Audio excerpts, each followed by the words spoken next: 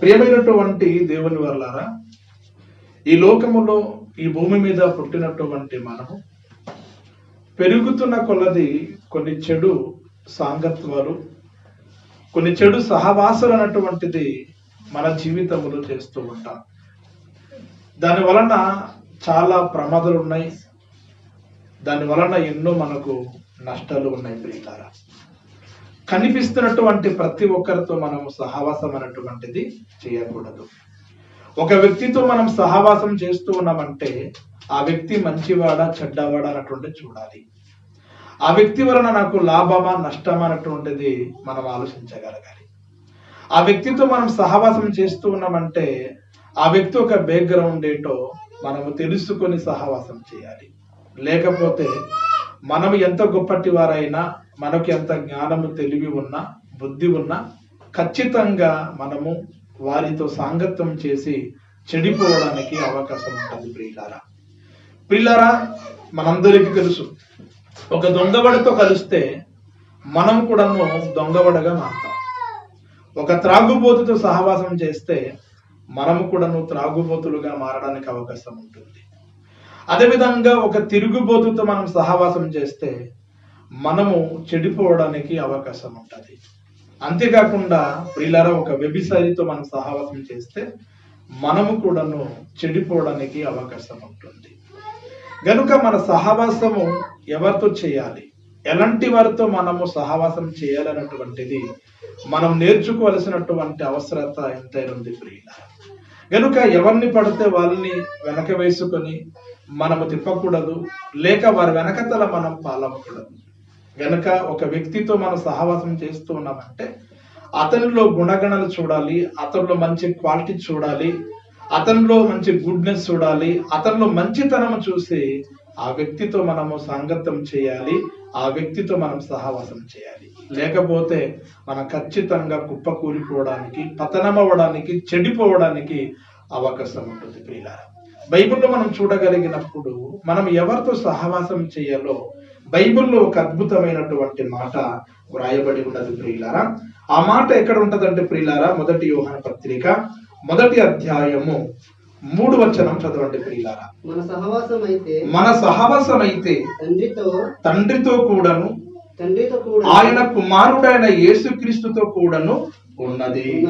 ప్రియమైనటువంటి దేవుని వర్లారా, ఇక్కడ మనం చూడగలిగినప్పుడు మన సహవాసం ఎవరితో ఉండాలి అంటే పరలోకమందున్న సృష్టికర్త అయినటువంటి, మనలను జన్మనిచ్చిన కన్న తండ్రి అయినటువంటి దేవాది దేవునితో మన సహవాసం ఉండాలటండి. రెండవదిగా ఆయన ప్రియకుమారుడైనటువంటి, మన లోకరక్షకుడైనటువంటి యేసుక్రీస్తు వారితో మన సహవాసం ఉండాలటండి. అలాగని భూమి మీద మనం ఎవరితో కూడా సహవాసము చేయకూడదని కాదు. అలాగనుకుంటే మనము ఈ భూమి మీద బ్రతకలేము, జీవించలేము. మనం భూమి మీద ఉన్నటువంటి వారితో కూడా సహవాసం చేయడములు తప్పు లేదు. కాకపోతే ఎవరితో సహవాసం చేయాలి, ఎవరితో సహవాసం చేయకూడదు అన్నటువంటిది మనము ఆలోచించి ఆసి తూసి ఆ వ్యక్తితో మనము సహవాసం చేయాలి. అప్పుడే చెప్పినట్లుగా మనం త్రాగుబోతులతో సహవాసం చేసామనుకోండి, మనం కూడా త్రాగుబోతులుగా మారడానికి అవకాశం ఉంటుంది. ఒక వ్యభిచారితో సహవాసం చేసామనుకోండి, మనం కూడాను వ్యభిచారిగా మారడానికి అవకాశం ఉంటుంది. అదేవిధంగా ఒక దొంగవాడితో మనం సహవాసం చేసామనుకోండి, మనం కూడాను దొంగగా మారిపోతాం. పనిపాటు లేకుండా ఒక తిరుగుబోతుతో లేదా ప్రియులారా ఒక సోమరి బోతుతో ప్రియులారా మనం కలిసి తిరిగామనుకోండి, అతని బుద్ధులు మనకు వస్తాయి, మనము చెడిపోవడానికి అవకాశం ఉంటుంది. కనుక ఎవరైతే మంచి ప్రార్థన జీవితం, మంచి భక్తి కలిగి ఉంటారో, ఎవరైతే మంచి గుడ్ క్యారెక్టర్ కలిగి ఉంటారో అటువంటి వారితో సహవాసము చేయాలి. అన్నింటికంటే ప్రాముఖ్యంగా ప్రియులారా, మనం ఎవరితో సహవాసం చేయాలి అంటే పరలోకమందున్న కన్న తండ్రి అయినటువంటి దేవాది దేవునితో మనం సహవాసం చేయాలి. రెండవదిగా మన లోకరక్షకుడైనటువంటి యేసుక్రీస్తు వారితో మనము సహవాసం అనేటువంటి చేయాలి. పిల్లల సహవాసం అంటే ఏంటి అని ఆలోచించినప్పుడు సహవాసం అంటే సాంగత్వం. ఆ వ్యక్తితో కలిసి మెలిసి బ్రతకడం, ఆ వ్యక్తితో మనము ఫ్రెండ్ అవ్వడం, దానికి సహవాసము అంటారు. సహవాసం అనేటువంటి మాటకి ఇంగ్లీషులో ఏమంటారంటే పిల్లరా, ఫెలోషిప్ అంటారు. ఏమని చెప్తారు చెప్పండి అమ్మా? ఫెలోషిప్ అంటారు. అంటే మనం ఎవరితో సహవాసం చేయాలి, ఎవరితో ఫెలోషిప్ చేయాలి అంటే పరలోకమందున కన్నతండ్రి అయినటువంటి దేవునితో మనం సహవాసం చేయాలి. రెండవదిగా ప్రియులారా, తన ప్రియకుమారుడైనటువంటి యేసుక్రీస్తు వారితో మనము సహవాసం చేయాలి. కానీ ఈరోజు మనము దేవునితో సహవాసం చేయకుండా, యేసుక్రీస్తు వారితో సహవాసం చేయకుండా లోకంతో మనము సహవాసం చేస్తున్నాం, లోకంతో మనము సంగతం చేస్తున్నాం. పనికి రాని వారితో మనం సహవాసం చేసి మన ఆత్మ జీవితాన్ని మనమే పాడు చేసుకుంటున్నాం. ప్రియమైనటువంటి దేవుని వల్లారా, సహవాసం అనేటువంటిది ఎక్కడ దొరుకుతుంది? దేవుని సహవాసము ఎక్కడ దొరుకుతుంది? దేవుడితో సహవాసం చేయాలనుకుంటే, తన ప్రియకుమారుడైనటువంటి యేసుక్రీస్తుల వారితో సహవాసం చేయాలనుకుంటే ఎక్కడ దొరుకుతుంది? ఎక్కడికి వెళ్తే మనం దేవుని సహవాసం చేయగలమని ఆలోచించినప్పుడు జీవము కలిగినటువంటి దేవుని సంఘములోనే దేవుని సహవాసం దొరుకుతుంది. ఎందుకు అంటే జీవం కలిగినటువంటి దేవుని సంఘమే దేవునికి నివాస స్థలం అని బైబిల్లో వ్రాయబడింది. అంతేకాకుండా ప్రియులారా, ఆ సంఘానికి శిరస్సు ఎవరంటే యేసుక్రీస్తు వారు అని బైబిల్లో వ్రాయబడింది. మీరు సంఘంలో అటెండ్ అవుతూ ఉన్నప్పుడు మీరు దేవుని సహవాసం చేస్తూ ఉన్నారని అర్థమవుతుంది. సంఘానికి దూరంగా బ్రతికేవారు, ఆదివారం ఆరాధనకు రానివాడు, ఆదివారం వాక్యం విననివాడు, ఆదివారం ప్రభువులలో పాలు పొందనివాడు ప్రియులారా దేవుని సహవాసములో లేడు.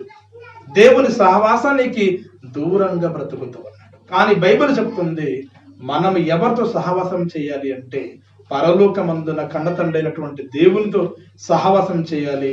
తన ప్రియకుమారుడైనటువంటి యేసుక్రీస్తు వారితో సహవాసం చేయాలి. ఆ సహవాసం ఎక్కడ దొరుకుతుంది? జీవం కలిగినటువంటి దేవుని సంఘములోనే దేవుని సహవాసం దొరుకుతుంది. పిల్లరా, మీ అందరికీ తెలుసు, మన విశాఖపట్నం జిల్లాలో కానీ అదేవిధంగా మన ఏజెన్సీ ప్రాంతం 11 మండలములో కానీ మనం ఆలోచించగలిగినప్పుడు పిల్లరా, ప్రతి మండలములో కూడాను పాస్టర్ ఫెలోషిప్ అనేటువంటిది ఉందండి.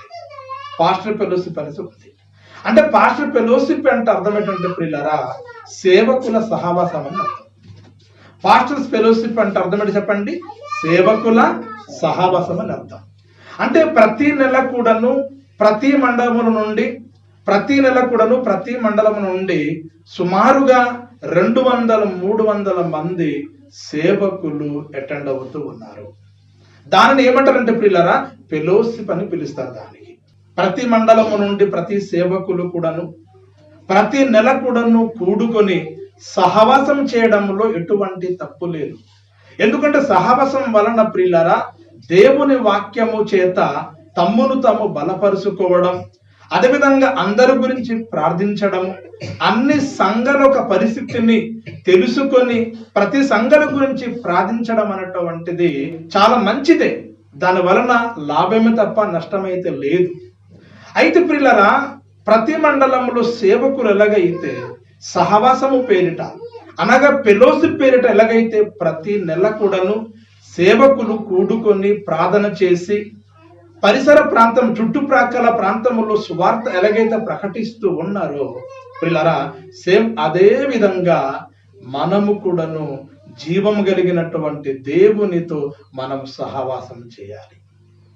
పాస్టర్లు ఎలాగైతే సహవాసము చేసుకుంటున్నారో దేవుని పిల్లలైనటువంటి మనమందరము కూడా, అటు పాస్టర్లు కావచ్చు, ఇటు సంఘస్థులు కావచ్చు, మనమందరము కూడాను ఎవరితో సహవాసం చేయాలి అంటే జీవం కలిగినటువంటి దేవునితో సహవాసం చేయాలి.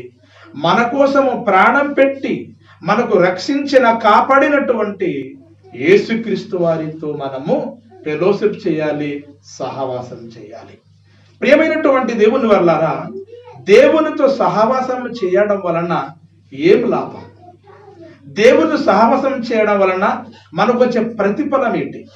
దేవుని సహవాసం చేయడం వలన మనకు దేవుడు ఏదైనా ఫలితం ఇస్తాడా అన్నటువంటిది మనం ఆలోచించగలిగినప్పుడు ప్రియులారా, బైబిల్లో ఒక అద్భుతమైనటువంటి మాట వ్రాయబడింది.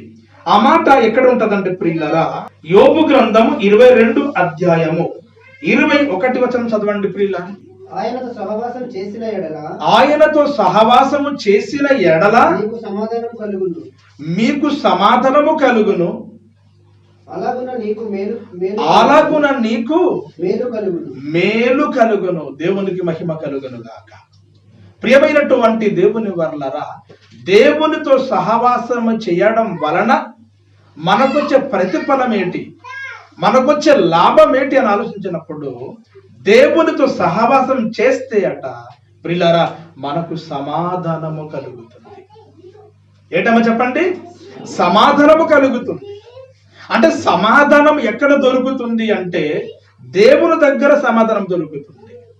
నీకు 100 ఎకరాల భూమి ఉన్నా నీకు సమాధానము దొరకదు. నీకు మేడ మిద్దెలు ఉన్నా నీకు సమాధానము దొరకదు. నీకు వెండి బంగారములు ఉన్నా సమాధానము దొరకదు. ఉన్నతమైనటువంటి చదువులు చదివినా నీకు సమాధానము దొరకదు.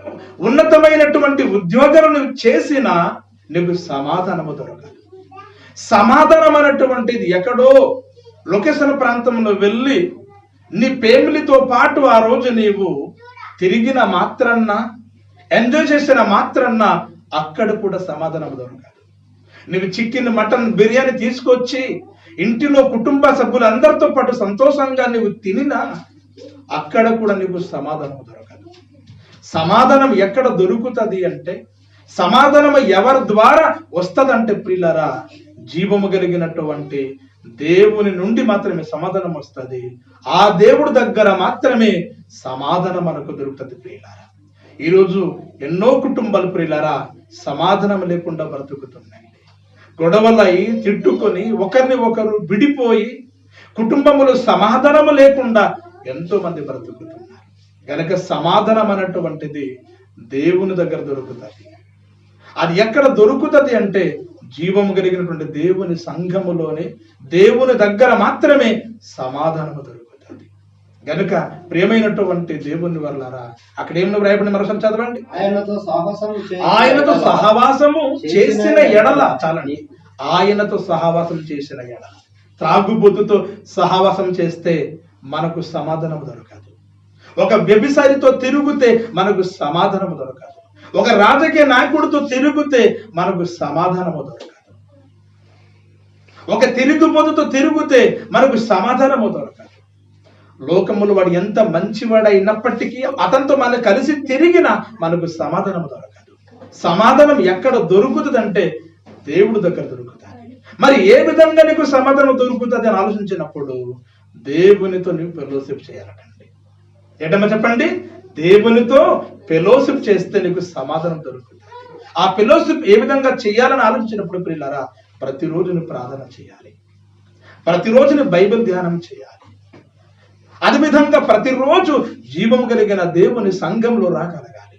ప్రతి ఆదివారము ప్రతి కార్యక్రమాలకు దేవుని సన్నిధిలో నీవు రాగలిగినప్పుడు దేవుని సహవాసం నీకు దొరుకుతుంది.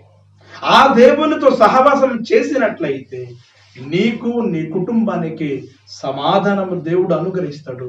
అంతేకాకుండా ప్రియులారా మరొక మాట కూడా వ్రాయబడింది, నీకు మేలు కలుగుతుంది. ఏంటమ్మా చెప్పండి? నీకు మేలు కలుగుతుంది, నీకు ఉపకారము దొరుకుతుంది, నీకు దీవెన దొరుకుతుంది, నీకు ఆశీర్వాదం దొరుకుతుంది. దేవుడిచ్చే ప్రతిఫలాన్ని నువ్వు అనుభవించడానికి అవకాశం ఉంటుంది.